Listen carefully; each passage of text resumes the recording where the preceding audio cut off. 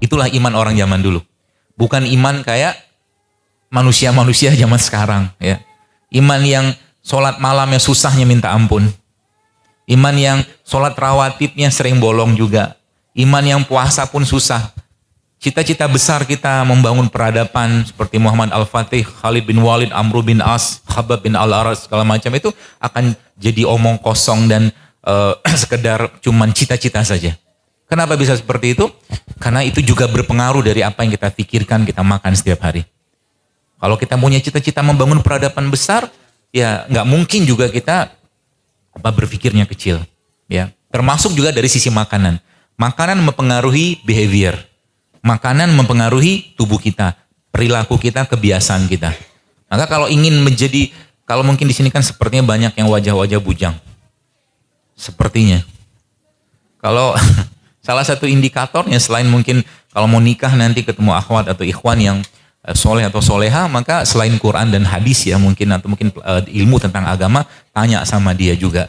Kamu sudah minum madu berapa sendok satu hari? Oh iya. Ya. Sudah sudah minum infus water apa hari ini? Kenapa? Kenapa bisa seperti itu? Kemarin saya ada sempat posting Bapak Ibu sekalian, ada 2 case yang dikirim sama teman saya. Satu anak umur 7 tahun, dan dia kena psoriasis. Psoriasis itu penyakit autoimun. Ya, autoimun itu bukan penyakit yang di dunia barat ya, itu nggak mudah disembuhkan, gitu kan. Dia harus minum obat steroid ya, begitu terus menerus ya. Satu lagi kena kanker. Pertanyaannya dari mana itu berasal? Ya, dari mana itu berasal? Ya kalau kita menilai dari berbagai macam sudut pandang, maka yang memungkinkan untuk dijadikan sebuah mungkin pembahasannya adalah ilmu dikenal sebagai epigenetik atau nutri epigenomik. Apa itu? Makanan yang Anda makan kita sekarang akan mempengaruhi gen generasi ke depan. Jadi kalau sekarang kita bicara tentang tiap hari kita makannya kerupuk, maaf ya gennya kerupuk nanti. Paham ya? Baik kerupuk mentah atau kerupuk yang sudah digoreng. Sama aja. Kerupuk mentah sudah tahu lah kan apa kan. Ya, mudah-mudahan nggak ada penjualnya di luar. Ya. Dan sebenarnya jadi itu jadi ada nutri epigenomik. Jadi apapun yang kita makan akan mempengaruhi gen. Saya kemarin sempat perjalanan dari Bogor ke Jakarta, mampir ke rest area, agak sedikit lapar ya, pengen makan gitu kan, terus akhirnya belilah makan. Waktu beli makan, setelah makanan itu kan makannya frozen gitu kan, karena sudah pada tutup semua. Kemudian makanan itu dipanaskan sama yang di tokonya itu, dipanaskan pakai microwave. Mikir saya makannya, ya karena makannya dipanaskan dengan gelombang elektromagnetik seperti itu tuh udah nggak sehat, ya udah nggak sehat. Jadi salah satu saran saya emang kalau makanan dipanaskan dari mulai dia beku kemudian tiba-tiba dipanaskan cepat kemudian langsung dimakan nggak bagus, kurang bagus ya seperti itu. Nah jadi kalau kita bicara badan kita, baru sekali seperti saya jelaskan tadi bahwa Allah menciptakan badan kita dengan luar biasa. Allah sampaikan dalam surat dalam Al-Quran ya, walaqad khalaqnal insana fi ahsani taqwim. Jadi kami ciptakan manusia itu dalam bentuk yang sempurna.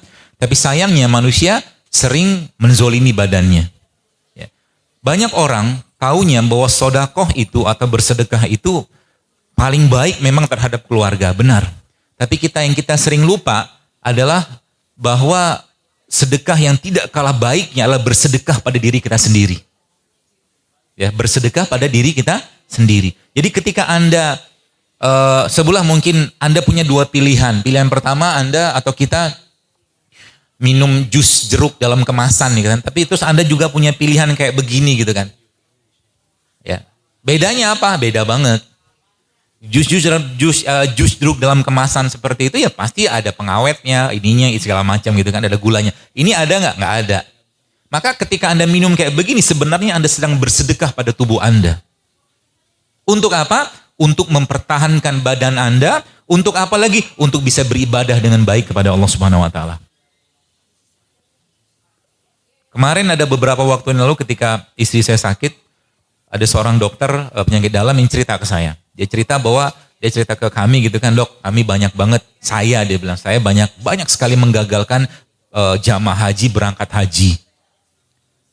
Kenapa? Saya bilang gitu kan, karena banyak yang sudah gagal ginjal. Anda tahu, kan nggak tahu di Jawa Barat, mungkin Jawa Barat ngantri haji 10 tahun, 15 tahun lah ya. Bayar sekarang, setiap hari makannya nggak bener, tiba waktu berangkat, ternyata gagal ginjal, darah tinggi, kolesterol, selesai, wassalam. Kenapa bisa begitu? Karena kita tidak mencintai badan kita. Kita tidak banyak bersyukur dengan badan ini dan kita lupa bahwa kita nanti Bapak Ibu sekalian akan diminta pertanggungjawaban oleh Allah Subhanahu wa taala. Ya, kau diciptakan untuk apa? Ma khalaqtul jinna wa insa illa liya'budun, kata Allah. Kami ciptakan untuk sebagai Abdullah, sebagai hamba Allah. Untuk bangun malam gitu, kalau Bapak Ibu mau coba gini. Malam-malam, ya kita kan misalkan setelah sholat malam gitu ya.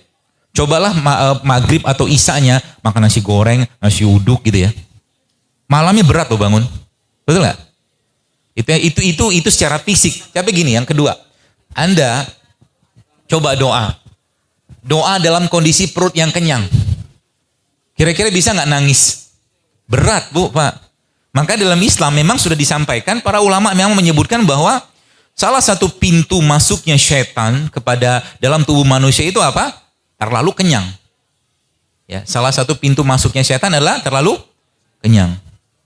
Dan sekarang fenomena penyakit masa kini ya, tidak lain tidak bukan penyebabnya juga gara-gara itu, terlalu banyak makan. Yang dimakan ya mungkin yang perempuan akhwat di sini ya, mereka mungkin tidak banyak makan karena mereka agak-agak was-was kalau gemuk gitu kan, meskipun habis nikah gemuk juga gitu loh. Biasanya sih. Saya baru tahu juga kalau di Saudi itu ternyata wanita-wanita, saya lihat kok wanita Saudi ini, perempuan-perempuan di Saudi gitu kan, koknya gemuk-gemuk semua gitu. Jadi ternyata suatu aib di Saudi ya, kalau seandainya pasca menikah istrinya tuh kurus. Karena kayak nggak dikasih makan sama suaminya gitu loh. Baru tahu saya itu. Ya. Meskipun ya mungkin ada orang yang Bapak Ibu mungkin ada dari Anda gitu kan, ada suka wanita yang gemuk gitu kan, calon suami atau calon istri yang gemuk gitu kan. Tapi ada juga yang pengen langsing. Jadi jangan khawatir, Allah sudah menyiapkan kita tuh jodoh terbaik. Ada laki-laki yang suka dengan perempuan yang hidungnya tidak mancung. Ada. Ya, ada perempuan yang suka dengan laki-laki yang pendek. Ada. Kecenderungan-kecenderungan seperti itu memang sudah Allah siapkan. Jadi jangan khawatir, kita insya Allah sudah ada jodohnya. Ya, jangan khawatir. Ya, kalau sudah ada jodoh gimana? Ya bersyukurlah biar ditambah lagi jodohnya. Kali. Gimana mau nikah lagi kalau sana sholat malam aja nggak bangun? Kok ngomong begitu sih? Oh salah. Ya jadi salah satu pintu setan ya, pintu setan adalah terlalu banyaknya makan atau terlalu kenyang. Maka Nabi SAW memberikan petunjuk kepada kita. Jadi kata kunci ya buat sekalian mulai sekarang. Jadi kemarin waktu saya kemarin pergi itu safar itu teman-teman tuh ya mungkin tergoda dan disiapin juga gitu kan. Disiapin mie instan yang dalam cup itu loh. Mereknya itulah. Nggak usah dibahas mereknya. Dan ternyata terbukti ya, satu hari, 2 hari, 3 hari, 4 hari, kemudian setelah 1 minggu mulai itu batuk-batuk. Ya mulai itu demam-demam gitu kan. Apa yang kita makan sekarang akan menjadi nasib kehidupan atau nasib kesehatan kita 5-10 tahun ke depan. Ya. Kenapa bisa seperti itu? Ya balik-balik karena kita belum cinta dengan tubuh kita ini gitu kan. Kita belum sayang dengan nikmat yang Allah berikan ini. Maka salah satu nikmat yang Rasul sampaikan adalah yang sering kita lupakan adalah nikmat tubuh yang sehat. Ya, saya kadang-kadang sering terharu gitu kan dengar teman-teman yang share ke saya gitu kan setelah mereka mulai menjalani hidup sehat, sekarang sholatnya lebih baik, ngajinya lebih baik, ya, dan ibadah-ibadahnya itu lebih baik. Itu bagian. Jadi kesehatan yang kita dapatkan sebenarnya buah dari ketaatan. Kesehatan yang kita dapatkan adalah buah dari ketaatan. Orang yang rutin melakukan atau melaksanakan sholat tahajud nggak mungkin kena kanker, gitu kan? Orang yang rutin berpuasa nggak mungkin kena penyakit degeneratif. Itu sebabnya Nabi kita alaihissalam, Rasul itu kan ketika meninggal ubannya kan cuma 3. Beberapa kitab ada yang mengatakan 3, ada yang mengatakan 11, ada yang mengatakan 20. Ya, untuk ukuran umur 63 tahun itu kan sangat-sangat minimal banget uban. Ya, kita kadang-kadang baru masuk kuliah sudah ubanan. Ya. Banyak orang kayak begitu, stres mikirin hidup. Ya. Jadi petunjuk-petunjuk dari Allah dan Nabi SAW itu sudah sangat banyak, tinggal kita mau ikutin atau tidak. Dan lagi saya sampaikan, satu sendok makanan yang kita makan itu akan mempengaruhi gen kita. Satu sendok aja. Ya. Jadi pahami baik-baik. Jadi ketika Anda atau kita makan sesuatu, maka pikirkan, renungkan baik-baik, kira-kira yang saya makan ini bikin masalah sekarang atau nanti, atau bikin manfaat atau mendapatkan manfaat. Ya, jadi kalau kita sudah mulai mikir kayak begini, maka yang kita makan pasti baik-baik terus. Ya, pasti baik-baik terus. Dan coba lihat teman-teman sekalian. Kita lihat, kalau kita baca dalam Al-Quran, Allah sudah memberikan banyak sekali petunjuk kepada kita semua, makanan-makanannya penghuni surga. Atau minuman penghuni surga. Di surga ada sirup nggak? Nggak ada. Adanya apa? Jahe, ya, ada susu, ada madu, ada khamar yang tidak memabukkan. Ya, pokoknya di surga tuh makanannya asik-asik semua gitu kan. Nah, judulnya kan kita insya Allah ya, insya Allah kita harus yakin akan jadi penghuni surga kan. Supaya nggak kaget nanti di surga, berperilakulah seperti penghuni surga. Es cendol, es teler, es apa nggak ada di surga. Menurut saya sih ya. Tapi meskipun kalau kita minta Allah kasih gitu kan. Ya pasti tetap sehat. Karena di surga kan nggak ada itu. Keringatnya orang surga itu kan baunya seperti kasturi kan. Karena yang dimakan semua terserap dengan sempurna. Kenapa? Alami semua, baik semua. Bahkan orang di surga kan di depan penghuni surga kata Allah Subhanahu Wa Taala, Allah menyembelih kematian di sana. Ini namanya kematian. Di surga itu nggak ada lagi kematian. Ya nggak ada lagi kematian. Maka pelajaran pentingnya bagaimana nih kita belajar sedikit dari penghuni surga gitu kan. Bagaimana anak-anak kecil gitu kan. Anak kecil Bapak Ibu kalau yang punya bayi gitu kan. Bayi itu kan kalau yang masih ASI ya. 6 bulan ya 0 sampai 6 bulan biasanya kan bau badannya wangi gitu. Karena sampai 1 tahun 2 tahun tuh masih wangi bau badannya. Kenapa? Karena nggak makan nasi goreng. Betul? Yang dimakan apa? Sayur, buah kan gitu kan? Sayur, buah dan pokoknya makan-makanan yang relatif clean lah, bersih. Sehingga bau badannya nggak muncul. Sekarang kenapa orang pakai banyak deodoran? Karena yang dimakan asam semua. Ya, yang dimakan kebanyakan asam. Jadi akhirnya muncul bau badan. Coba tanya, kalau testimoni bau badan kayaknya agak-agak sensitif. Tapi intinya, Anda yang sudah mulai banyak membiasakan dengan makan bersih, ya clean food, zaman sekarang atau eating clean gitu kan, atau mungkin sayur atau buah seperti itu, biasanya bau badannya sudah mulai berkurang dengan sendirinya, betul? Kita nggak perlu lagi deodoran. Dan banyak sekali dalam produk-produk kosmetik itu bahan-bahan yang tidak selayaknya ada di sana sebenarnya. Ya banyak. Anda siang browsing aja, yang dikenal sebagai hormon disruptor namanya. Baik itu di kosmetik, di toiletries banyak banget. Yang sebenarnya kita nggak butuh-butuh banget itu gitu kan. Ya seperti itu. Maka Allah Subhanahu Wa Taala memberikan toolsnya kepada kita semua. Dan kalau tools ini kita pakai banyak sekali perubahan-perubahan kesehatan. Saya nyebutnya software atau hardware. Ya. Tapi kita harus tahu dulu masalah di mana. Kita harus tahu dulu masalahnya di mana. Dan siklus alam ini atau siklus pergerakan bumi ini di situ kita akan belajar. Bagaimana sebenarnya kita selayaknya kapan harus makan, kapan harus tidak makan, apa yang dimakan, apa yang tidak dimakan gitu loh. Ya. Contoh mungkin pagi-pagi nih, sering saya sampaikan, pagi-pagi itu paling bagus makannya apa? Bubur ayam? Karedok. Karedok oke lah. Kupat tahu. Pagi ya. Kalau orang sarapan, bahasa Inggrisnya kan breakfast. Betul? Fast yang di break. Jadi puasa yang dibatalkan. Kapan kita puasanya? Nabi kita alaihissalam ketika malam habis isya beliau ngapain? Tidur. Puasa nggak kita? Puasa. Tubuhnya teristirahatkan. Pagi kan bangun. Jadi malam itu sebenarnya kata Allah dalam Al-Quran waja'alna laila libasa. Kata Allah kami jadikan malam sebagai istirahat. Maka waktu malam jangan lagi makan banyak. Itu kata kunci pertamanya.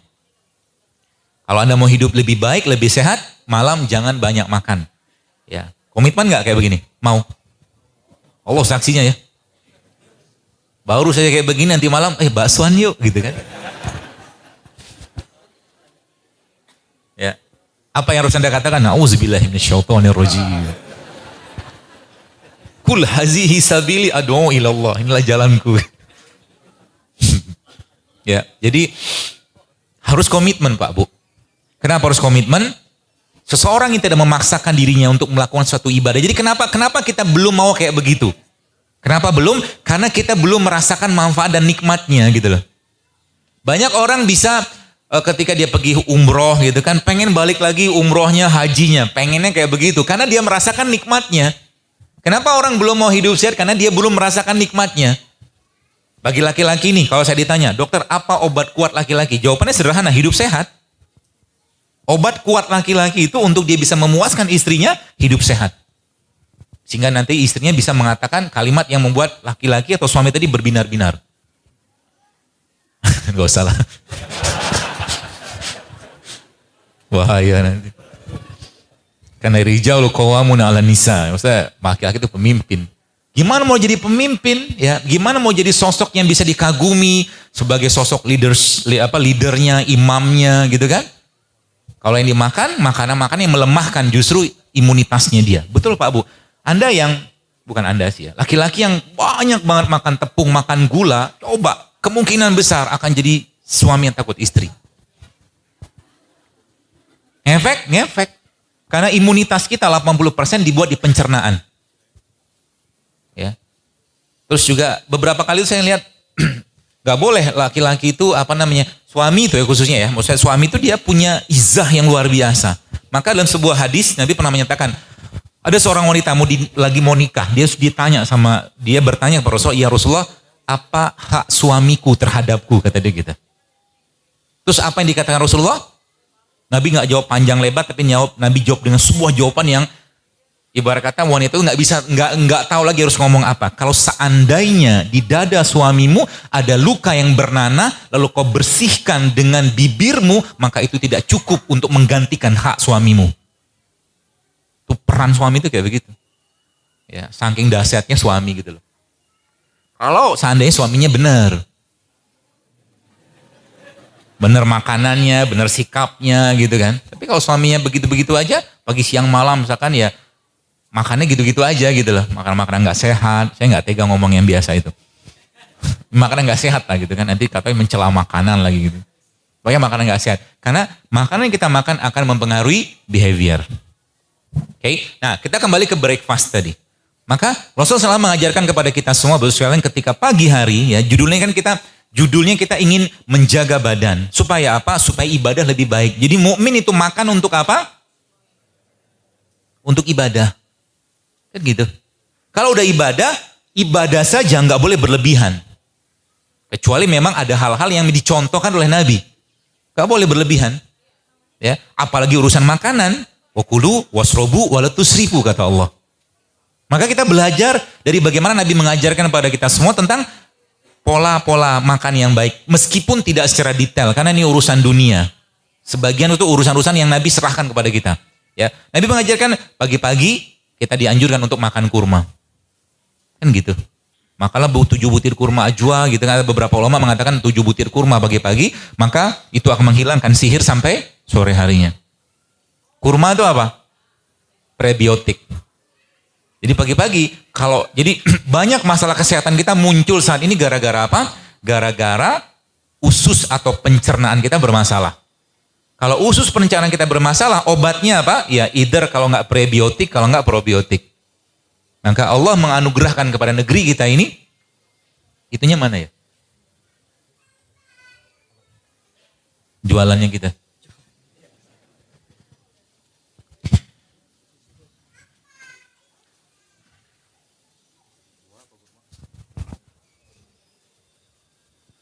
Ya orang mau hantaran aja ya. Nanti kalau hantaran yang mau nikah, bawa beginian nih. Saya hidup sehat loh. Gitu. Loh. Ya, tempe. Pisau.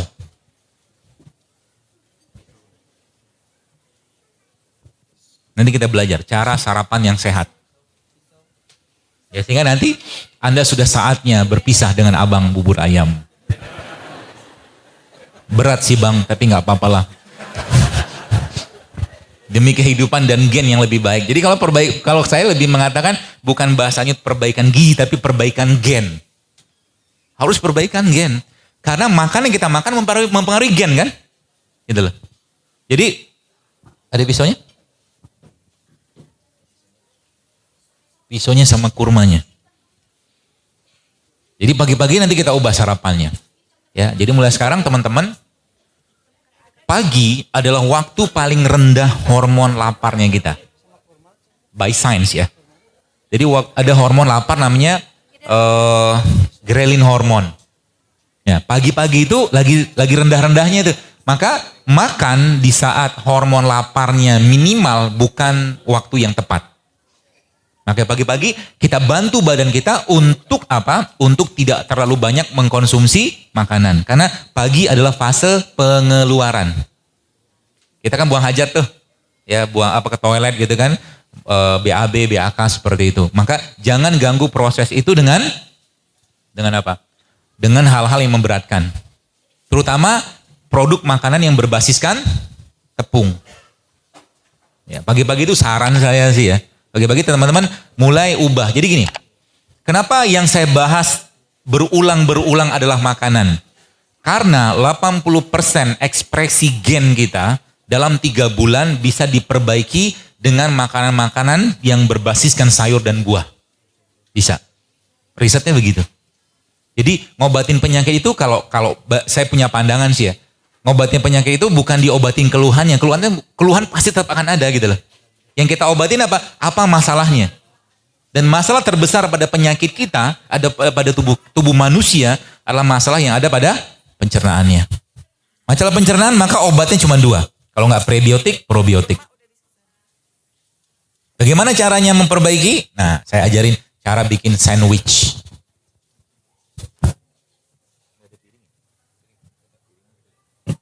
Besar.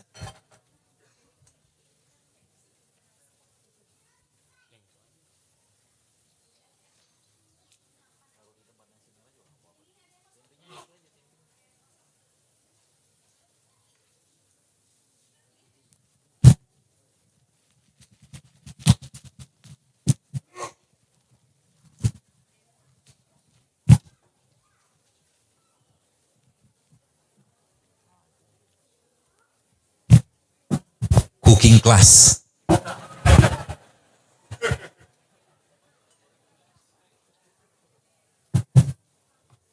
Tempe sehat nggak? Sehat, tapi jangan digoreng ya.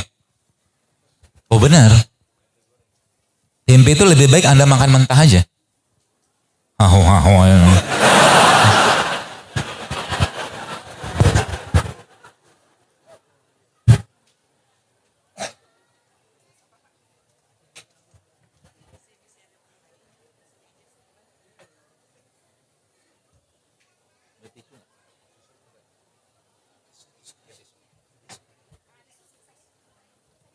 Ini namanya sandwich tempe.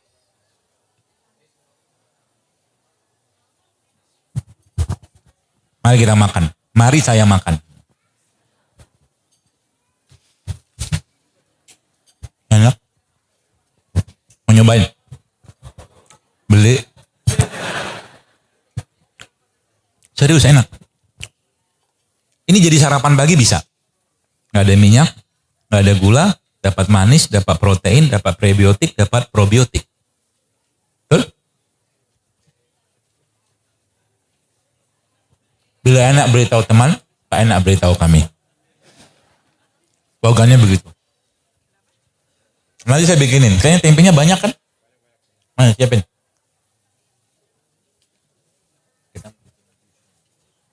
Terus, pagi-pagi nih. Tempenya organik. Emang ada tempe anorganik? Pagi-pagi nih, kita bisa dapatkan minum jus. Jus dari apa? Tempe juga. Belum pernah nyobain ya? Nanti saya mau cobain. Jadi kita kan judulnya mau memperbaiki badan. Nanti Bapak Ibu sekalian teman-teman, Anda memperbaiki begini aja, efeknya tuh panjang. Bukan efek panjang, efeknya tuh luar biasa. Keluhan-keluhan kita akan perlahan mulai hilang. Ya, kembung nanti mulai hilang, kemudian apa tuh namanya pegel-pegel, ngantuk-ngantuan, terutama yang biasa habis makan ya pagi-pagi sarapannya nasi uduk apa segala macam itu, pergi kantor kan biasanya ngapain di kantor? Tidur kan? Habis absen tidur gitu kan. Sepertinya banyak yang mukanya kepo pengen gitu ya, saya bikinin ya. Mau berapa porsi mas?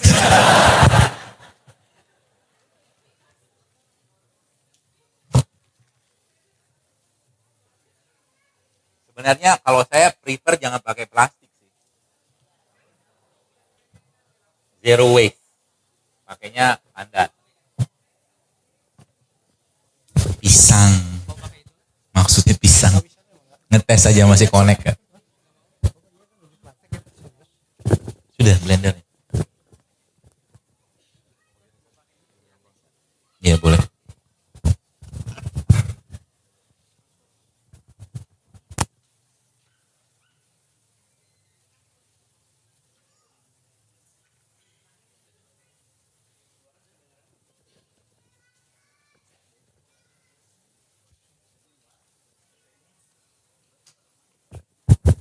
Yes.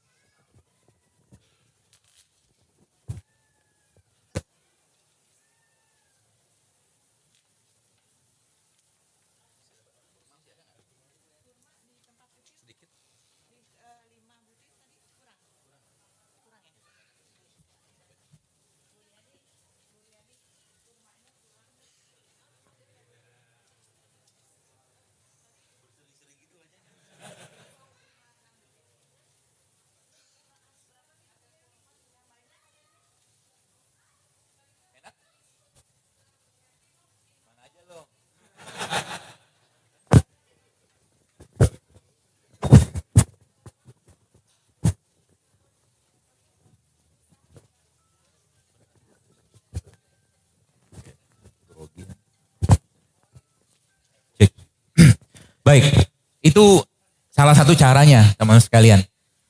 Minumnya apa pagi-pagi? Ini juga bisa.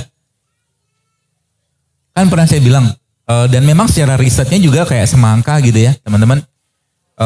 Semangka tuh dari bagian hijaunya, putihnya, merahnya sampai bijinya bagus. Jadi kalau makan semangka ya semuanya jadi makan. Kalau nggak bisa dimakan semua langsung ya kita bikin cemplungin aja kayak begini. Ya kemarin sempat ada yang bingung infus water tuh ada manfaat gak? Coba aja kalau teman-teman mau membedakan, mentrial atau meriset sederhana. Anda 3 hari minum air putih biasa sama minum infus water 3 hari kemudian. Beda rasanya di badan. Ya kita bukan cuma mendapatkan rasa. Karena emang ada namanya nutrient delivery. Ya apalagi pada tumbuhan kayak begini. Loh sekalian tumbuhan kayak begini mungkin di daunnya, di batangnya, di buahnya ada namanya vakuol. Vakuol itu bagian pada tumbuhan yang dia menyalurkan nutrisi yang ada pada dia. Makanya sebenarnya setelah kemarin saya sempat diskusi dengan seorang teman juga, paling bagus bikin infusan itu dalam kondisi buahnya atau rimpangnya kering. Itu ilmu baru gitu. Bagaimana cara mengeringkan dia? Kalau teman-teman punya alat pengeringnya, dryernya bisa. Tapi kalau nggak ada pakai oven juga bisa dikeringkan. Jadi kayak kunyit gitu. Ketika kita, ini belum saya sampaikan kemarin di feed saya juga. Jadi ketika kita merusak, jadi vakuolnya itu dirusak. Ya vakuol pada tumbuhan itu dirusak sehingga kemudian ketika dirusak dia nggak mengeluarkan nutrisinya. Tapi kita perbaiki lagi dengan cara kita cemplungkan ke dalam air. Gitu loh. Jadi kayak kunyit itu sebenarnya paling bagusnya ya adalah Anda keringkan dulu baru Anda celupkan ke sini. Jadi vakuolnya nanti membaik kembali. Itu yang kita sempat bahas gitu kan. Oh ternyata ini efeknya. Kenapa beberapa herbal itu memang sebaiknya memang dikeringkan supaya dia nggak keluar terus menerus. Maka sebabnya kalau infusan kayak begini dibiarkan lama-lama dia akan lost semua. Ya karena nggak kering kan. Udah gitu dia lama-lama ketemu air, ketemu gula bisa fermentasi juga. Tapi kalau kering dia beda cerita. Gitu loh. Ngeringinnya pakai apa? Pakai oven juga bisa atau mungkin mesin-mesin dryer seperti itu. Ya. Sudah nyobain? Enak. Enak kan? Mau lagi? Mau lagi? Bikin diri kalau mau lagi. Judulnya kan cicip-cicip. Ya. Manfaat gak itu? Manfaat banget. Jadi kalau kita nanti ya mulai paham bahwa tubuh kita itu Bapak Ibu sekalian apa ya? Dia membutuhkan, dia punya hak. Ya, dia punya hak yang kita harus penuhin, dan haknya itu sudah Allah berikan kepada kita semua dari apa-apa yang Allah ciptakan di atas buminya ini. Ya, jadi kalau teman-teman lihat di depan ini, kan ini kan banyak itu nih, banyak ini ada namanya, ini kan kelapa tua. Mana baca postingan saya di IG kan, kelapa tua itu ininya kita bisa bikin jadi susu, bukan susu, jadi coconut milk, santan.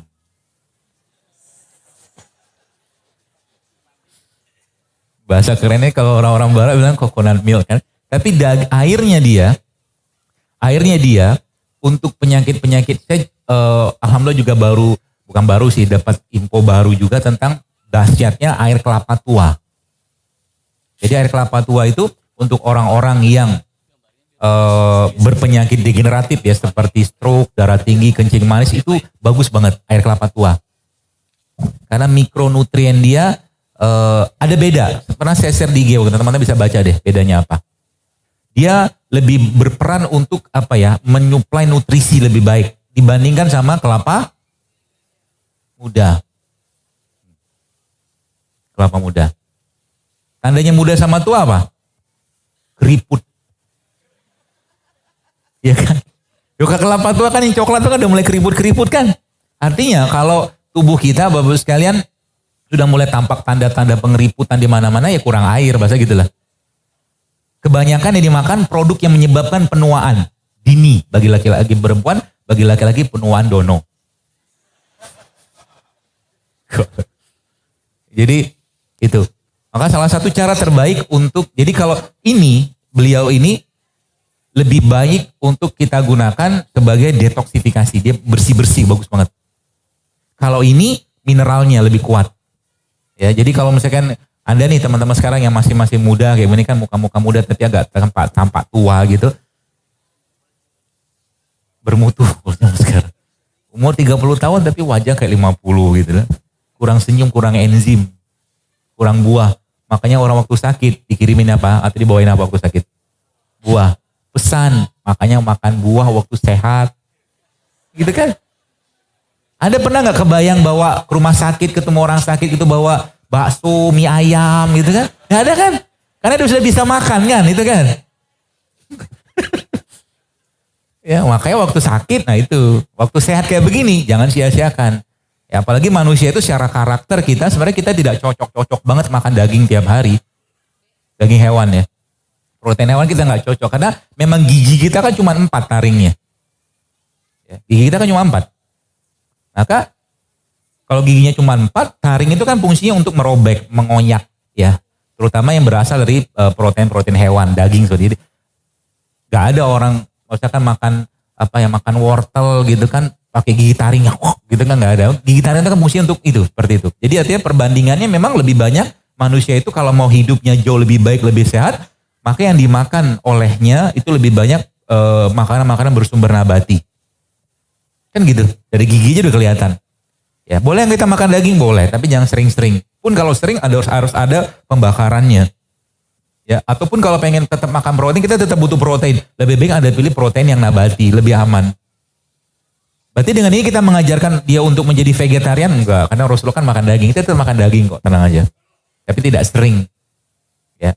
Kemarin juga ada mahasiswa tanya pas kajian kapan ya? Kemarin di JCC. Dokter, kami ini mahasiswa, saya mahasiswa. Bagaimana tips yang low budget untuk mahasiswa? Untuk hidup sehat? Jawaban saya gampang, puasa. Ya kan? Betul gak? Puasa aja terus. Ya. Tunjukkan penderitaan. Daripada makan mie instan, ini kan puasa. Nanti sorenya gitu kan dia beli buah, dia beli kunyit gitu kan, jadi pemuda rimpang Indonesia. Udah rimpang. Ya, kelihatan tangan-tangannya kuning gitu kan. Itu pemuda kayak begitu jauh lebih sehat daripada pemuda yang tangannya berminyak. Gorengan gitu-gitu lah. Jauh lebih sehat. Dan kalau Anda ketemu kayak begitu dan dia sedang baca Quran, pilihlah dia sebagai calon Anda. Udah soleh gitu kan, suka baca Quran, suka suka dengan kunyit, jahe, cocok itu. Kita mempersiapkan gen. Serius. Ya. Dan Bapak sekalian, kalau Bapak Ibu pahami, jadi kayak jahe kayak begini kan. Kalau bahasa Quran kan zanjabil kan. Maka ada satu hal yang perlu kita pahami tentang herbal ya. Jadi Bapak Ibu, kalau Anda lihat di sini kan ada jahe ya, ada kunyit ya. Warna-warna yang Allah berikan di mereka ini ada maksud sebenarnya. Ya, ada maksud. Supaya apa? Supaya kita belajar di situ. Karena memang setiap warna-warna tadi memberikan efek yang berbeda ke badan kita. Ya, kurma, ada kurma yang masih mengkel. Ada kurma yang sudah kering. Ada kurma yang masih basah. Efek ke badan kita beda. Efek ke badan kita beda. Ya, demikian juga produk kayak begini. Jadi supaya tubuh kita itu terwarna-warni dengan berbagai macam yang Allah ciptakan, yang makan aja tiap hari.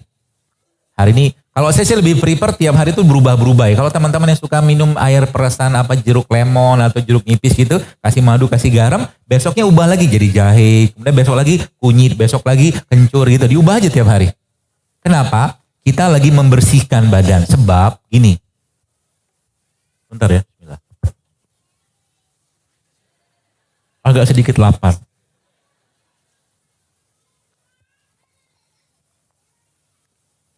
Kunyit.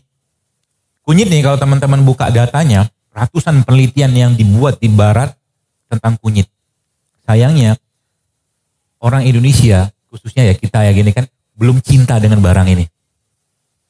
Kalau teman-teman buka, research on turmeric, research on curcumin, banyak banget penelitiannya. Mulai dari anti-aging dia punya, mulai dari anti nyeri dia punya, mulai dari mulai dari anti radang dia punya, banyak banget di sini. Termasuk ya anti nyeri itu analgetik gitu kan, tapi jumlahnya kecil. Jadi dalam satu metabolitnya kunyit itu dia banyak sekali bahan-bahan di sana, tapi jumlahnya 0,00 sekian.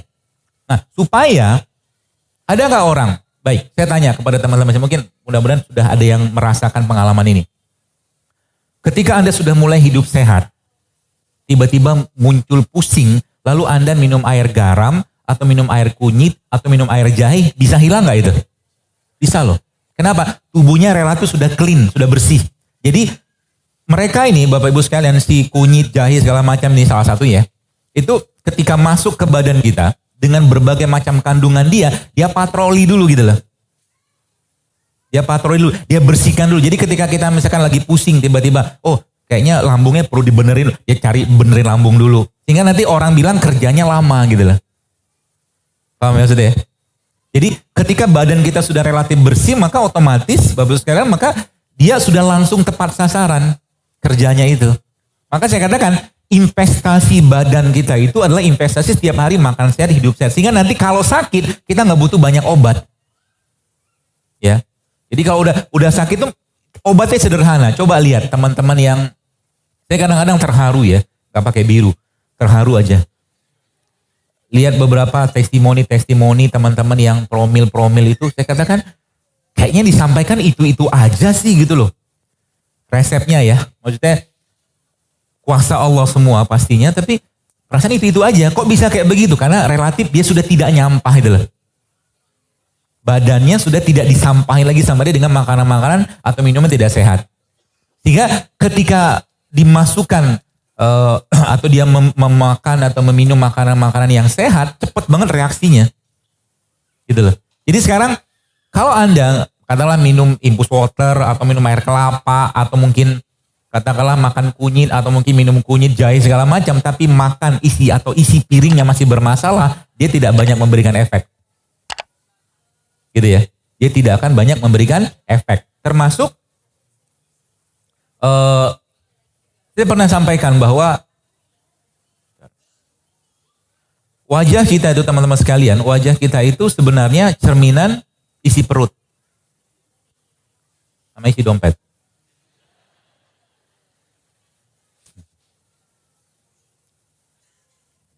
Semoga ketemu. Jadi darah kita yang banyak, atau darah manusia ya, yang banyak sampah-sampah metabolismenya, itu akan ngefeknya ke muka salah satunya sih ya.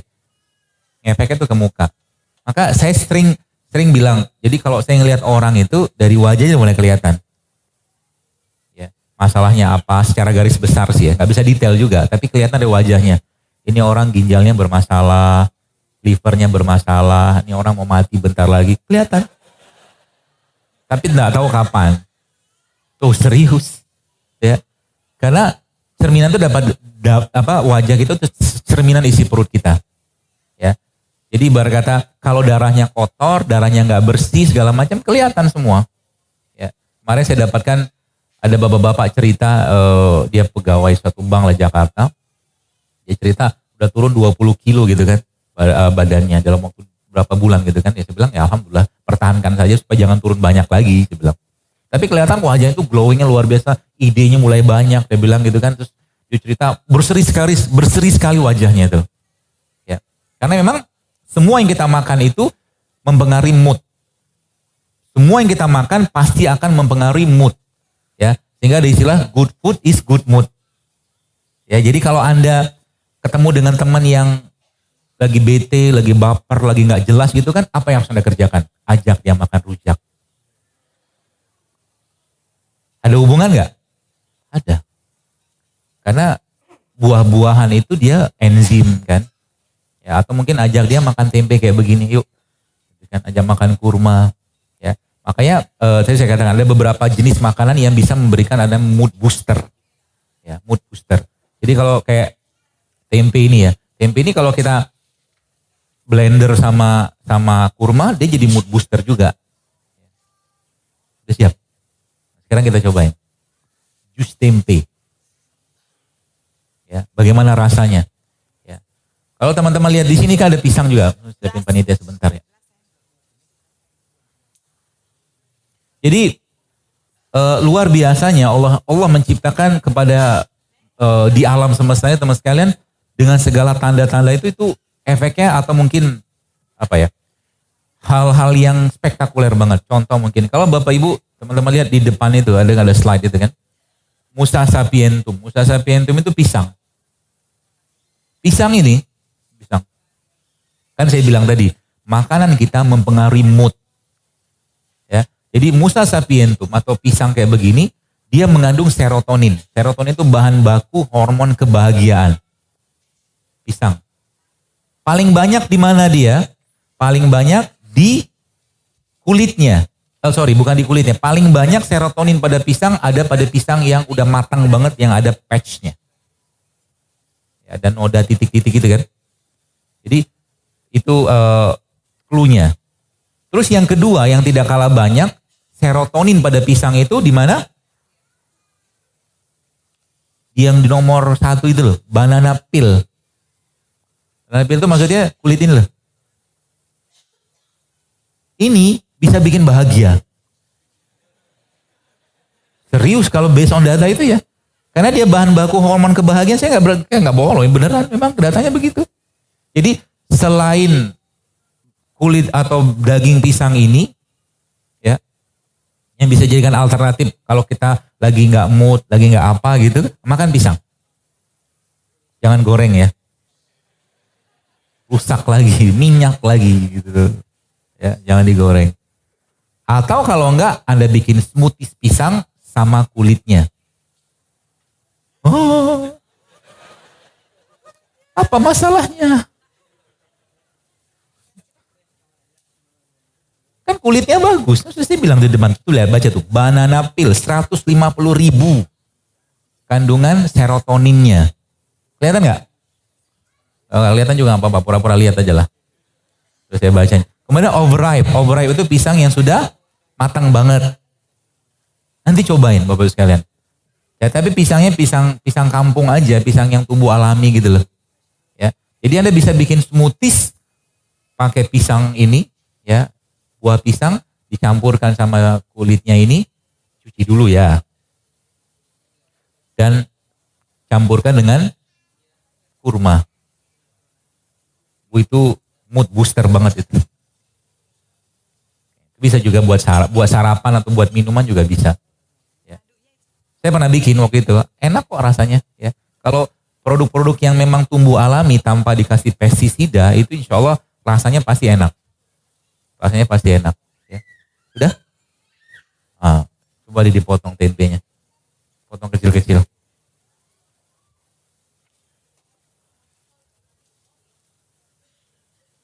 Saya kemarin ketemu dengan seorang pengusaha resto. Bukan Green and Beans ya. Kan, ada lagi. Dia saya cerita panjang lebar gitu kan. Termasuk ada, saya kadang-kadang kan kalau pas lagi lagi share gitu tuh ada teman waktu itu dia lagi mau minum soda. Dia lagi mau minum soda, udah dibuka soda gitu kan sama dia kan, udah siap mau minum. Terus dia bilang, sebentar, saya bilang, kamu tahu nggak? Saya bilang, 1 gelas soda yang kamu minum itu butuh sekitar 30 gelas air zam-zam untuk menetralkannya.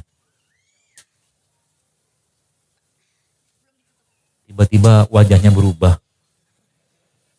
Terus dia membatalkan minum soda tadi. Ya. Meskipun kalau orang Saudi ya, orang-orang Arab itu dia punya pemahaman yang agak sedikit jahiliyah menurut saya. Jadi kalau di sana itu makanannya apapun minumnya soda. Makannya apapun minumnya soda. Kenapa? Mereka mencontohkan, mereka makan nasi mandi, nasi onta, nasi segala macam itu kan. Lalu mereka coba lihat, dia bilang, diambil soda, dicuci tangannya pakai soda, hilang semua lemak-lemaknya. Ini kalau masuk perut kita, dia bilang, rontok semua lemak-lemaknya. Jahil gue bilang nih orang. Beda lah. Maksudnya reaksinya suatu bahan itu ketika masuk ke badan dengan di tangan pasti beda. Contoh, saya kasih contoh, kopi. Kopi itu kalau kita minum kopi ya, dari mulut ya. Kita minum gitu kan, minum kopi, ya kopi pahit misalkan gitu kan, nggak pakai gula gitu kan. Reaksinya dia bisa meningkatkan denyut jantung. Kalau dari mulut. Tapi kalau kopi dimasukkan dari dari anus, reaksinya beda. Yang dikenal sebagai coffee enema itu loh. Yang bekerja sama dia nanti justru malah parasimpatik. Kalau tadi dari mulut, simpatik yang kerja. Tapi kalau dari bawah, parasimpatik kerja, dia bisa meningkatkan fungsi peristaltik atau fungsi pencernaan. Makanya coffee enema itu digunakan sebagai salah satu terapi untuk membersihkan kolon. Caranya gimana? Browsing aja banyak kok. Beda reaksi Bu, Pak. Ya, antara yang dimakan sama dimasukkan dari bawah. Termasuk juga dengan soda tadi. Ya, jadi jangan jangan salah kaprah lah gitu lah, seperti itu. Ya. Nah, jadi setiap apapun yang Allah ciptakan seperti ini, sekarang dia punya tanda-tanda dan tubuh kita itu dia punya Dia punya sign-sign yang kita perlu kita perlu pahami juga. Ya. Ada beberapa sign-sign yang ada pada tubuh kita ini, sebenarnya kalau kita perhatikan itu tanda bahwa tubuh kita sedang bermasalah. Ya. Coba saya tanya, mungkin di sini beberapa teman-teman yang sudah mulai menerapkan pola-pola hidup sehat ya, dari mungkin apa yang saya sampaikan di feed saya itu, Anda sudah mulai merasa belum keluhan-keluhan yang dulu Anda makan obat mulai hilang sekarang? Banyak gak? Hilang sendiri kan? Yang Anda kerjakan kira-kira apa? Cuman sekedar ganti isi piring, minumannya diganti, gak lagi minum ini, gak lagi makan itu. Cuma seperti itu doang. Karena tubuh kita tuh mampu mengembalikan keseimbangannya sendiri. Ya, dia bisa mengembalikan keseimbangannya sendiri asal bahan bakunya tepat. Itu kata kuncinya. Kalau bahan bakunya tepat, gak usah ngejer turun berat badan, pasti turun. Ya, bahkan kadang-kadang kebanyakan turunnya. Apalagi nanti kalau teman-teman sudah merasakan sensasi hatinya yang lebih banyak bekerja. Kalau hati sudah lebih banyak bekerja, maka hati tidak membutuhkan makan yang banyak. Fisik kita nutrisinya banyak makan atau makan. Tapi hati kita justru malah dia lebih pengen untuk tidak banyak makan. Ya, tadi saya jelaskan ketika kita makan berlebihan maka berdoa sama Allah itu berat. Gak mungkin bisa kita dapatkan vibrasi, getaran, bahkan berlinangan gak bisa. Maka tadi saya sampaikan bahwa memang salah satu pintu setan membuat lemahnya iman adalah banyak makan. Dan kalau sudah banyak makan apa yang terjadi? Ya gemuk kan? Ya. Kalau bicara gemuk segala macam bukan cuma sekedar gemuk doang, banyak efek yang terjadi dalam badan kita. Mulai dari karatan, jadi selnya tuh aus ya, teroksidasi semua. Ya, banyak sekali. Dan itu kita bisa apa ya? Bisa lakukan dengan perbaikan ya, dengan cara apa? Dengan cara kita menggunakan softwarenya Allah gitu ya. Bahasa saya aja, software. Gitu kan. Software dan hardware. Apa softwarenya? Software yang Allah paling berikan kepada kita untuk memberikan efek itu namanya puasa. Maka teman-teman saya sarankan, maksud saya mulailah teman-teman untuk lebih senang sedikit makan daripada sering makan atau banyak makan. Nanti tubuhnya akan enak banget. Nanti bisa jadi Anda akan sampai pada satu titik di mana Anda tidak perlu banyak makan, tapi sekali makan sudah cukup. Ya. Dan sering saya sampaikan dan berulang kali saya sampaikan bahwa makan itu tidak untuk memenuhi emosi atau nafsu kita. Ya, tapi fuel your body. Jadi memberikan bahan bakar kepada kita untuk apa? Untuk ibadah. Ya, untuk ibadah itu saja, ya. Jadi tanda-tandanya tadi atau mungkin puasa tadi kalau disebutkan dalam penelitian yang saya pernah baca juga itu ternyata bisa mengubah sampai 500 gen. Jadi teman-teman yang maaf ya kalau mungkin ada Anda ketemu dengan orang-orang yang kena kanker, sebenarnya kanker tuh ngobatinnya relatif gampang. Caranya gimana? Tanamkan akidah, tauhid, iman kepada orang yang kena penyakit tersebut. Bahwa ini semua dari Allah, ini semua karena kezolimannya dia. Jadi dia akhirnya menyesal dengan itu dan dia kembali sama Allah. Itu yang pertama. Yang kedua, ajak dia untuk lebih meningkatkan amal ibadahnya. Ya. Sholat, zikir, puasa, sedekah, segala macam. Ajak dia untuk itu. Kenapa? Karena bisa jadi dengan penyakitnya tadi, pastinya dengan Allah gugurkan. Artinya dia dapat nilai lebih. Dan yang ketiga, secara fisiknya sih ya. Secara fisiknya adalah ganti seluruh makanannya ya dengan makanan-makanan terutama sayur dan buah organik. Dalam 3 bulan tubuhnya bisa recovery. Dan salah satu kandungan yang terbaik untuk memperbaiki gennya manusia ya. Salah satunya ada pada tadi air kelapa tadi. Maka air kelapa teman-teman sekalian kalau kita bicara air kelapa tadi. Kelapa yang muda mana? Kelapa kayak begini, Anda ambil airnya. Ya. Lalu Anda blender sama kunyit misalkan. Dia berperan sebagai detox juga. Caranya gimana? Mau dicatat? Caranya gini. Ini air kelapa. Tapi air kelapa yang paling bagus adalah air kelapa yang muda banget, yang dagingnya masih halus. Ya. Toppingnya dia bisa Anda ganti dengan berbagai macam rimpang toppingnya. Caranya Anda ambil air kelapa sama dagingnya tadi, lalu Anda blender. Lalu masukkan di sana misalkan Anda pengen kita ingin membersihkan liver, lambung segala macam. Caranya gimana? Nah, air kelapa ini kayak begini nih. Ambil airnya, lalu Anda blender sama beliau ini.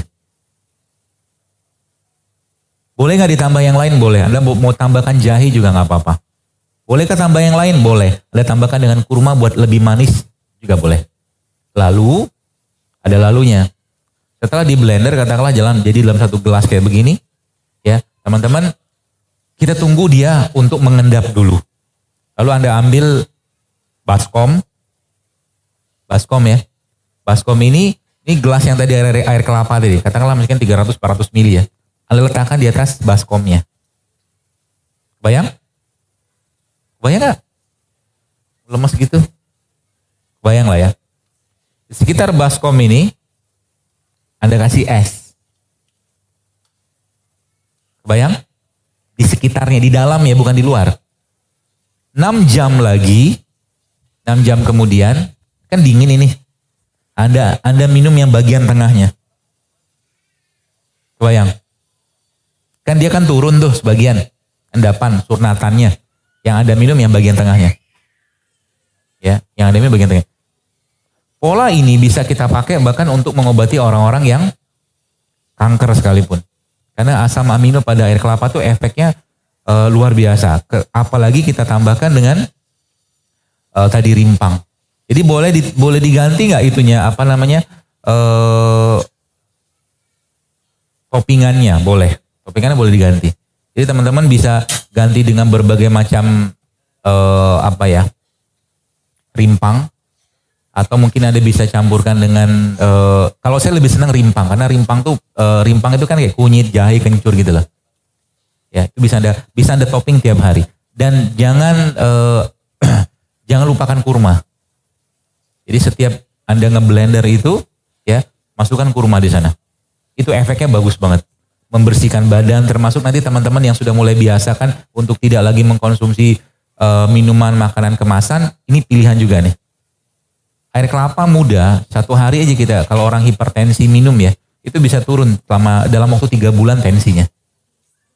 Kenapa? Karena banyak sekali mineral-mineral yang ada pada dia yang menyeimbangkan. Dia bukan ngobati, dia menyeimbangkan kembali. Ya, menyeimbangkan tubuh kita. Terus saya lihat slide-nya dulu. Itu baru air kelapa. Nah, kemudian, itu sudah ya? Coba deh. Masukin aja. Nah, kita mau bikin nih, jus tempe. Ya, tempe di jus gitu doang sih sebenarnya. Tapi efeknya bagus. Maksudnya kasih air ya.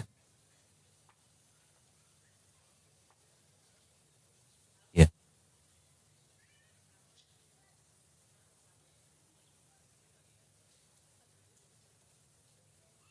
Hah? Kasih air. Masukin air aja.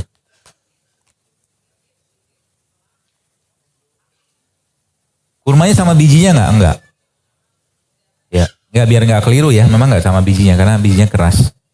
Nanti blendernya rusak.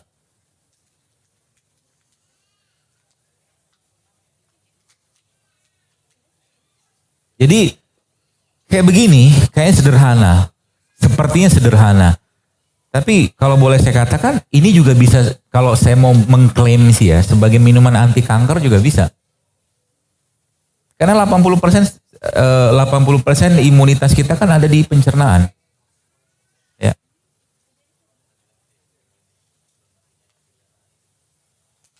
Belum. Dikit lagi. Kata kunci pencernaan ada pada prebiotik sama probiotik. Ya.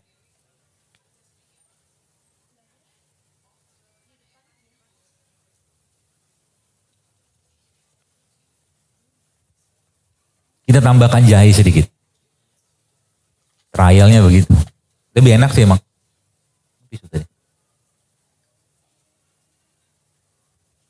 Ada sendok? Ibu-ibu kalau ngupas jahe pakai apa? Pakai ini juga bisa.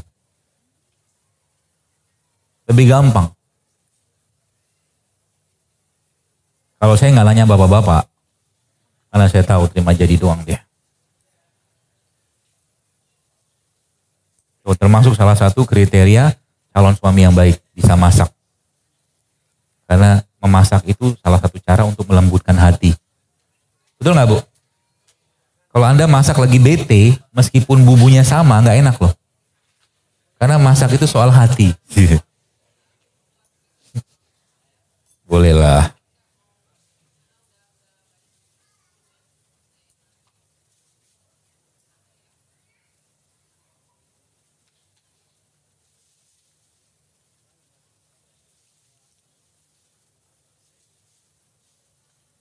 Ya, pencet.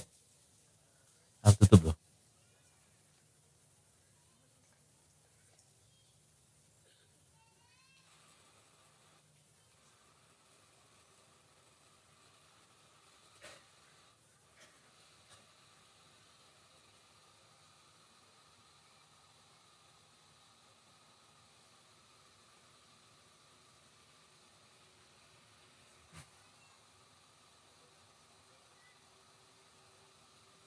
Coba, udah lo. Dirasain tuh.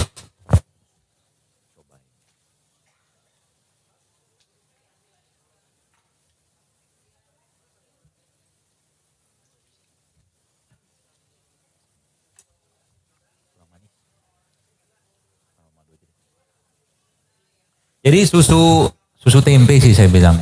ini bisa sebagai alternatif pengganti susu bayi yang kemasan. Jadi kalau ibu-ibu mungkin mau anaknya diganti susunya, ya susu tempe juga bisa, ya jus tempe lah ya, atau kalau enggak jus beras juga bisa, atau susu beras juga bisa. Pernah nyobain beras di blender? Tapi beras yang organik ya, bisa juga buat pengganti susu, ya. Atau kalau enggak susu-susu yang dari kacang-kacangan seperti almond, walnut gitu juga bisa. Gak apa-apa lah, sedikit harganya lebih tinggi kan.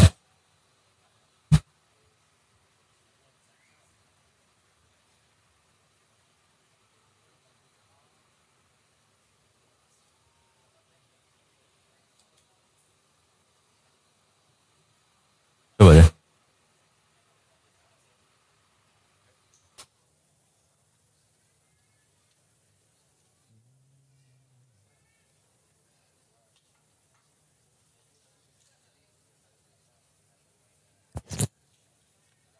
Masih kurang manis.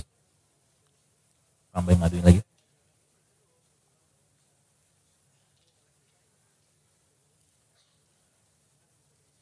Gara-gara kayak begini, setiap kajian-kajian saya itu akhirnya kemarin di Jakarta kita bikin cooking class beneran.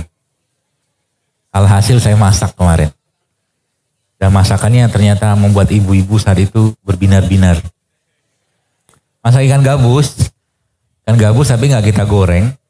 Jadi cuman kita kasih minyak zaitun, ikannya tapi di file ya. Kemudian kita kasih zaitun, kemudian kita kasih jeruk nipis, lalu kita panggang gitu. Lalu di topping, dimakannya pakai toppingannya pakai alpukat. Jadi alpukatnya di blender, dikasih bawang putih, ya kemudian dikasih jeruk nipis, kasih zaitun, kasih garam. Ternyata enak banget. Ya, artinya kita bisa mendapatkan makanan yang tanpa gula, tanpa minyak, gitu loh. Jadi ini penting teman-teman, kita perlu pahami sehingga nanti variasi makanan kita tuh nggak minyak-minyakan terus, gitu loh. Ya, banyak polanya.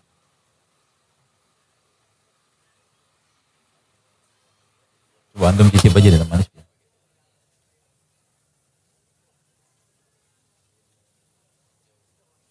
Oh, coba. Maaf.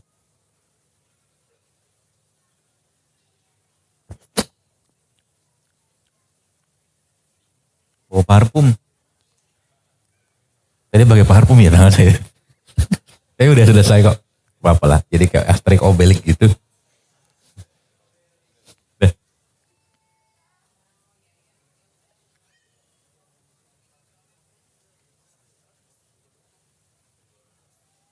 Kasihlah orang-orang ini nih.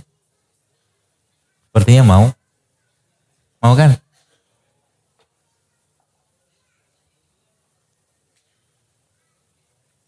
Jadi tubuh kita itu sekalian, mereka berkomunikasi, ya. Ada bahasa namanya trust your gut. Trust your gut itu maksudnya kita punya usus, ya. Kita punya usus itu apa tuh namanya? Mempengaruhi otak kita, perut kita, jantung kita. Jadi ada hubungan, ada 3 hubungan. Jadi ini perutnya kita ini, apa yang kita makan mempengaruhi ini. Apa yang kita makan mempengaruhi ini. Ya, itu yang sering kita sebut dengan, atau mungkin bahasa kerennya good food is good mood. Ya. Maka kalau pengen dapatkan sense, jadi bukan hanya cuman dapatkan mood yang baik, tapi dia ada banyak kandungan lah, mikronutrien yang ada pada situ. Termasuk sebenarnya kayak minuman-minuman kayak begini. Dia bukan cuma sekedar minuman, tapi teman-teman pahami ya, bahwa kalau kita sudah mulai memahami konsep-konsep ini, maka kita akan mulai berpikir pada ranah di mana let the food be your medicine. Jadi makanan yang kita makan itu akan jadi obat buat tubuh kita. Minuman juga sama. Orang-orang yang katakanlah tiap hari membiasakan misalkan minum serai, minum kencur, minum mulawak, atau minum air ketumbar seperti itu, dia sedang mempersiapkan badannya atau membersihkan badannya. Beda sama orang yang makan minumnya bermasalah. Ya, jadi saran saya mulai sekarang, kalau Anda pengen punya Pastinya pengen sih ya. Tapi pengennya kan tidak cukup dengan sekedar pengen, tapi kita harus buktikan gitu loh. Kalau pengen punya badan yang lebih baik, ya perbaiki si piringnya. Enak. Coba diminum.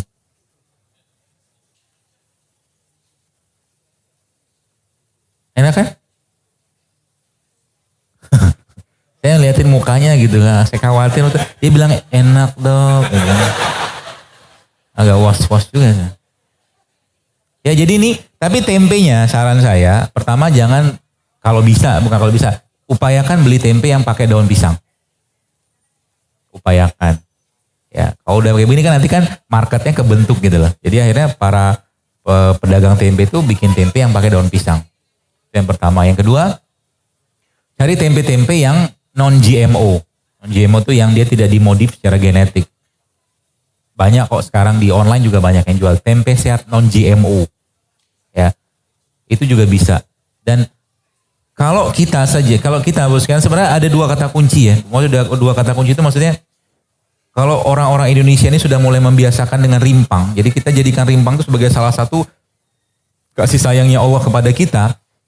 Ada tempe juga, ya tambahkan lagi dengan kurma atau madu segala macam, banyak banget penyakit bisa hilang.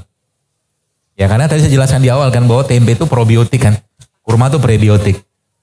Ya, dan kata kuncinya memang behavior seseorang itu berkaitan dengan gut.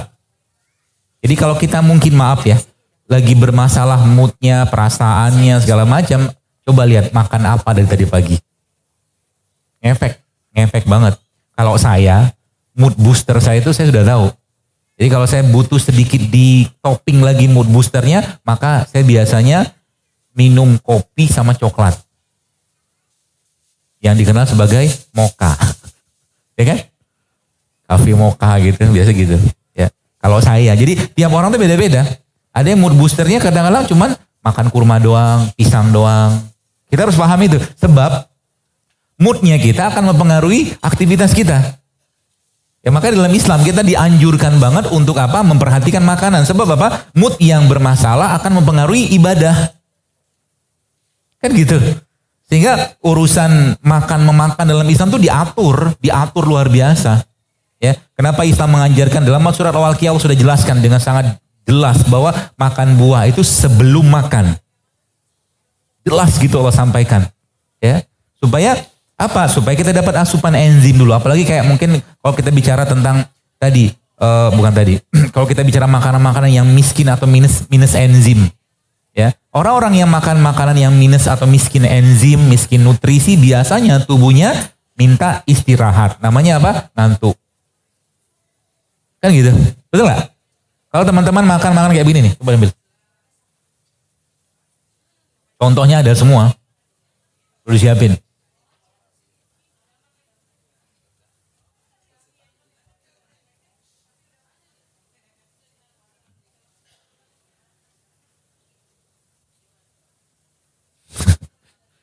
Kayak begini, nggak kelihatan ya. Atau gini lah nih. Saya bukan anti makanan ini ya. Jangan dipelintir. Maksudnya saya pengen kasih tahu aja dari dulu cuma orang penduduk ini juga makan kayak beginian gitu loh. Cuman bedanya sama kita apa? Bedanya orang dulu habis makan bekerja. Naik sepeda, naik gunung. Kalau kita update status. Betul kan? Saya makan di rumah makan. Akhirnya kalori yang masuk gak kebakar. Itu bedanya kita. Sehingga kita harus jaga. Karena zaman dulu sama zaman sekarang beda. Sekarang dikit-dikit mau makan tinggal pesan online. Semua dapat. Ya. Jadi kalau teman-teman lihat begini. Kita bahas ini lah misalkan ini. Beliau ini. Enak gak? Enak.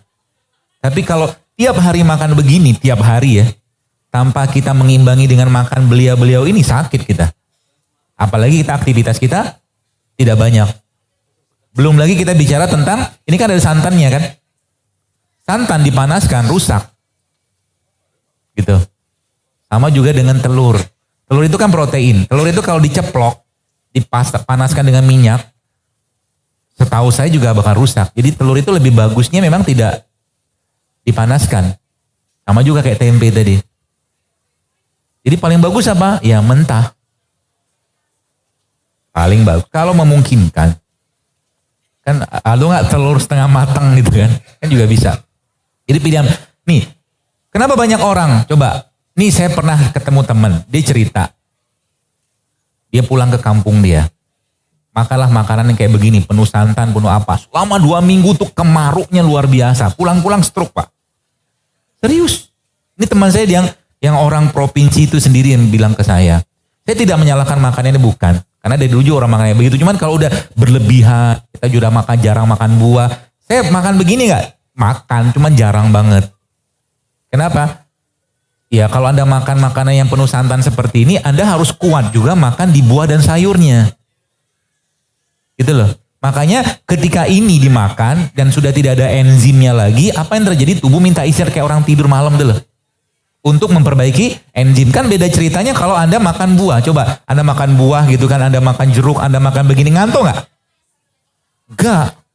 Kalau memang ngantuk sih ngantuk aja. Maksud saya dalam kondisi normal ya. Gak ngantuk kita. Kenapa?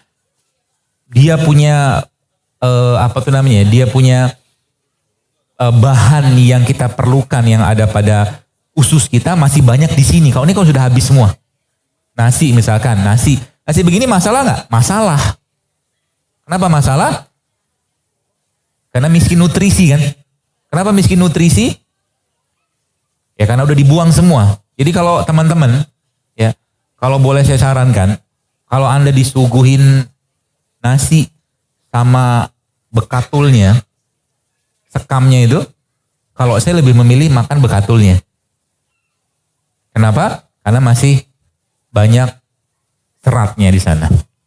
Nasi sedikit aja kalau memang butuh nasi ya. Sisanya bekatul kulit ari beras tuh loh. Kan namanya bekatul atau sekam kan. Makanya ayam kampung kan sehat-sehat. Karena makan bekatul kan. Manusianya makan apa? Manusia makan nasinya gitu kan. Sekali-sekali cobalah makan bersama mereka. Rasakan nikmatnya bekatul. Bisa dibikin itu kok. Kue-kue gitu kan, itu kan non-gluten. Bekatul tuh non-gluten loh. Makanya harganya lebih mahal. Ya, kalau orang tahu. Ya, jadi non-gluten. Kata kuncinya non-gluten. Jadi, mulai sekarang, Bapak sekalian, saya sih menyarankan begitu. Jadi, perbaikilah perutnya, sayangi badan kita. Dengan cara apa? Mulai berkenalan dengan mereka-mereka ini nih. Dekatlah sama mereka ini. Nanti kehidupan kesehatan kita, insya Allah lebih terjamin. Mood kita lebih baik, apalagi pandan. Bagi Anda yang mobilnya masih ada pewangi sintetik, saran saya ganti aja sama ini. Potong-potong, taruh di bawah mobilnya. Nanti wangi mobilnya. Nanti orang bilang, ada sajian apa nih mobil gitu kan. Terus jawaban kita apa? Hidup sehat bro. Tapi memang iya, banyak mual-mual ketika masuk mobil tuh gara-gara pewangi sintetik. Coba aja. Karena hidup kayak begitu, masuk langsung ke otak, pusing kita. Kalau saya lebih memilih mobil ya, nggak ada pewangi sekalian, ya nggak usah makan di mobil gitu kan nggak perlu. Tapi kalau memang butuh pewangi ya pandan salah satu itunya. Pandan ini salah satu bukan anti ya, salah satu sedatif atau penenang. Jadi kalau teman-teman malam misalkan butuh tidur lebih tenang gitu ya, lebih lelap, maka minum pandan. Pandannya nanti dipotong-potong gitu, masukin air panas, tunggu sebentar, kasih madu, minum sebelum tidur. Juga bisa. Ya, pandan. Seperti itu. Tapi jam berapa ya? Jam berapa? 11. Mau lihat jawab.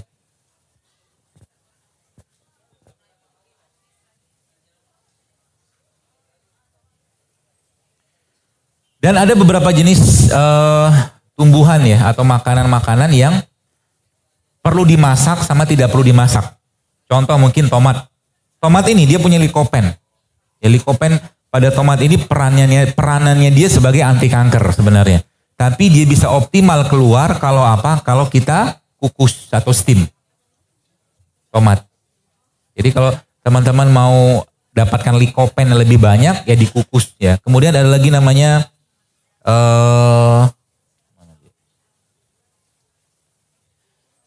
brokoli. Brokoli. Jadi brokoli itu ada satu bahan, ini brokoli, gede banget. Ya, ada satu bahan pada brokoli namanya sulforapan. Sulforapan yang ada pada brokoli ini kalau kita makan, Bapak sekalian, dia bisa masuk ke badan kita dan dia bisa mengautodetox.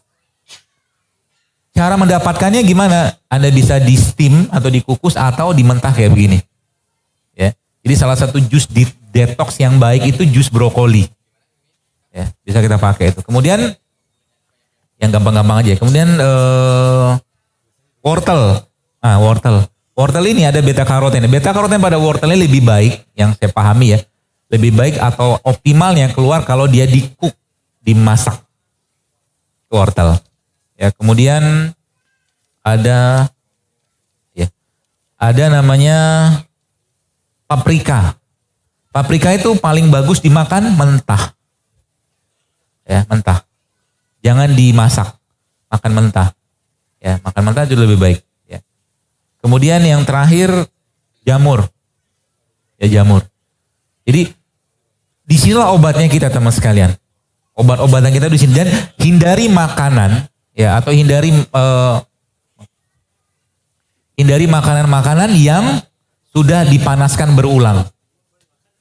Ya, salah satu tips kita untuk hidup sehat adalah kalau mau makan, masak. Makan, habiskan. Jangan dipanaskan berulang-ulang.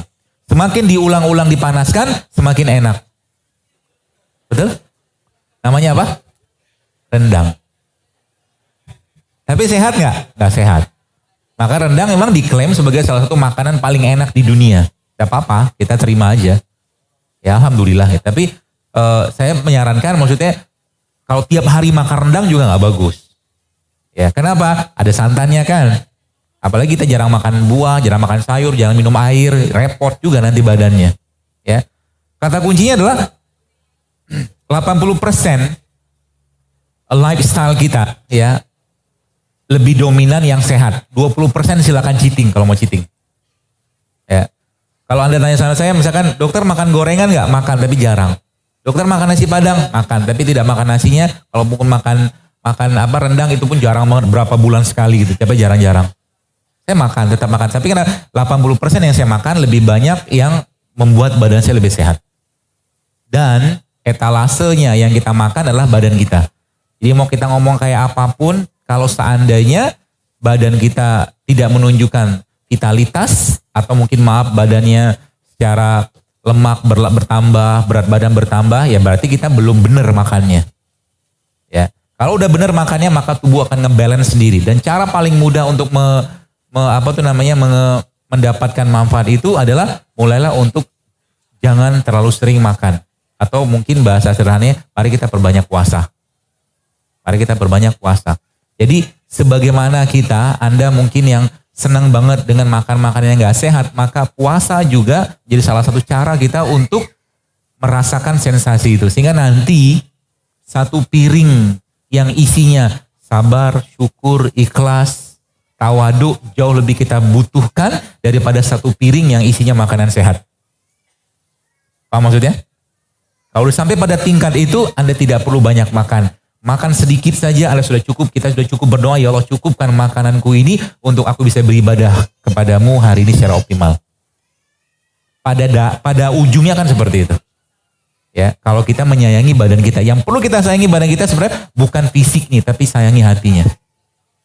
Dan dalam Islam sendiri, baru sekarang ibadah yang paling pertama kali kita kerjakan adalah ibadah hati. Ikhlas itu ibadah hati, ya nggak kelihatan, betul? Sabar itu ibadah hati, tawadu, syukur itu ibadah hati semua. Bagaimana kita bisa mendapatkan ibadah hati yang baik kalau seandainya makan pun tidak baik, karena semua yang dimakan akan mempengaruhi sikap. Ya, maka mari kita jaga itu semua. Ya, mungkin begitu cukup, dan paling akhir semoga Allah kumpulkan kita lagi nanti di surganya. Surga Firdaus tanpa hisab. Kita tutup aja dengan doa kepada Allah. Subhanakallahumma bihamdik asyhadu an la ilaha illa anta astaghfiruka wa atubu ilaik. Assalamualaikum warahmatullahi wabarakatuh.